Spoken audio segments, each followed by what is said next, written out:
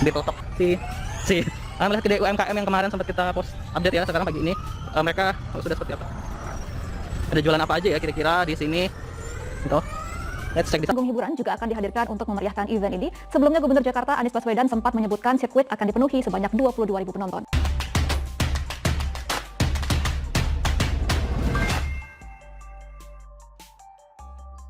UMKM Formula E sepi dan ada warga ngamuk beli tiket cuma dapat layar tancap.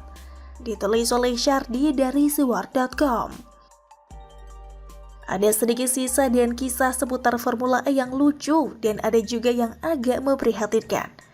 Salah satunya adalah UMKM di acara Formula E yang katanya berjumlah 200. Kabarnya lapak UMKM gratis. Tapi para pengusaha UMKM di lokasi event mengeluh sepi bisnis karena daya beli pengunjung yang rendah. Pemilik warung kopi Bang Ancah mengatakan jumlah pengunjung yang mampir ke Tinen terbilang sepi. Di media sosial, mobil dilarang masuk. Pas di lapangan mobil bisa masuk. Jadi pelanggan yang membeli tiket Rp250.000 pada pulang lagi. Sosialisasi kurang, apalagi pas mereka mengira tidak bawa mobil, kata dia. Sejak pagi hingga pukul 13.56 waktu Indonesia Barat, dia cuma bisa menjual 5 buah produk. Pemilik UMKM minuman kopi merek Idelogue juga berpendapat serupa. Hanya saja dia lebih beruntung mampu menjual 50 produk dari 300 produk yang disediakan. Begini komentar saya. Pertama, lapaknya gratis, jadi ya lumayan lah, tidak rugi-rugi amat, kecuali rugi waktu dan tenaga. Tapi kalau dipikir-pikir, kalau sepi banget, bagusan pulang ke rumah dan santai ketimbang dapat penghasilan yang tidak sebanding dengan tenaga dan waktu yang dicurahkan. Kedua, tahu sendirilah, sebelum hari H balapan muncul berita Crazy Rich borong tiket Formula E sampai 1,2 miliar rupiah. Belum lagi PAN yang juga ikutan borong. Jadi ada sebagian yang datang karena dibagiin tiket gratis dari para pemborong. Jadi maklum saja daya beli rendah. Pangsa pasarnya beda. Coba kalau Formula One, pasti beda lagi pangsa pasarnya, karena yang nonton pasti berduit dan bukan kayak abal-abal. Tapi tetap saja harus disyukuri karena lapak gratis, jadi tidak rugi, cuma menyita waktu saja. Kedua, ini lebih lucu, ada orang yang membeli tiket seharga Rp270.000. Dia beli untuk sekeluarga dengan total mencapai Rp2 juta. Ternyata saat tiba di tempat, ia terkejut karena hanya dapat menonton di layar. Ngamuknya bukan main. Dia protes di media sosial dan mengumpat.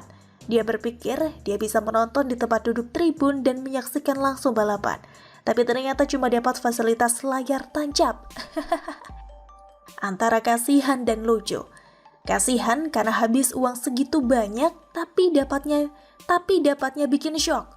Lucu karena cara mengumpatnya memang lucu. Saya penasaran sewaktu beli tiket apa tidak ditanya atau diberitahu fasilitas apa yang didapatkan? Saya pun heran, kenapa bisa jual tiket tapi cuma bisa nonton di layar? Panas-panasan lagi.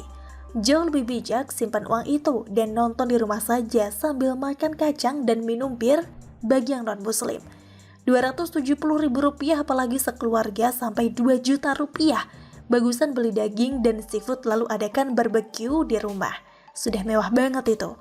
Sebenarnya, dua kisah di atas membuktikan kalau penyelenggaraan Formula E terkesan dipaksakan karena waktu terlalu mepet. Apalagi komisaris botak itu membanggakan pembangunan sirkuit tercepat di dunia. Ya, begitulah akibatnya.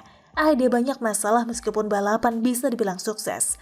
Belum lagi sebagian besar penonton yang datang mengaku tidak tahu nama tim dan pembalap yang bertanding di Formula E. Dari sini kita bisa menilai sebagian datang karena cuma ingin memeriahkan dan sebagian datang karena diberi tiket gratis hasil borongan tadi. Berapa banyak yang datang karena hobi otomotif dan memang fans Formula E? Saya rasa sangat sedikit. Makanya saya katakan, Formula E ini sudahlah tidak populer, terlalu dipaksakan dibawa masuk. Tapi Anies memang jago bikin narasi bahwa Formula E ini dapat mengangkat derajat negara dan membuat Jakarta setara dengan kota megapolitan dunia lainnya. Pendukungnya pun dibikin mabuk kepayang dan terbuai pingsan karena narasi ini. Potensi ruginya sangat besar, bahkan bisa dikatakan 100% rugi. Kalau alasannya adalah branding, kenapa tidak boyong Formula One saja yang secara global lebih populer dari MotoGP? Toh sama-sama rugi. Bagusan Formula One saja, lebih eksotis, lebih mewah, lebih classy dan bergengsi. Bagaimana menurut Anda? Siapa aja? Semua. Ya gue beli. Gue aja kagak ada gratisan, gue beli sendiri. 8 tiket beli tambah 50, beli grandstand, beli deluxe suite. Nah, beli sendiri. Yang untuk yang paling mahal Royal Suite seorang Ahmad Sahroni beli berapa? Beli tiket? 120. 120? Dibuang semua dong. Enggak lah, karena temannya banyak jadi pada bagi-bagi gitu.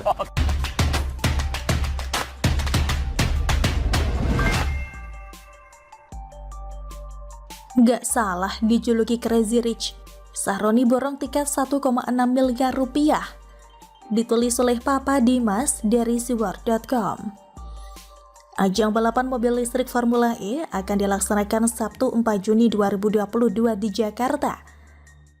Akan ada 20.000 penonton yang akan hadir untuk menyaksikan balapan yang pertama kali digelar di ibu kota Indonesia itu. Hampir seluruh tiket ludes terjual, hanya menyisakan tiket kategori festival yang dijual dengan harga termurah, yakni Rp250.000. Itu pun jarang yang minat karena nontonnya di Ancol via layar tancap. Ternyata Ahmad Sahroni memborong beberapa tiket Formula E dari beberapa kategori dan jumlahnya nggak sedikit. Pantas saja tiketnya ludes terjual.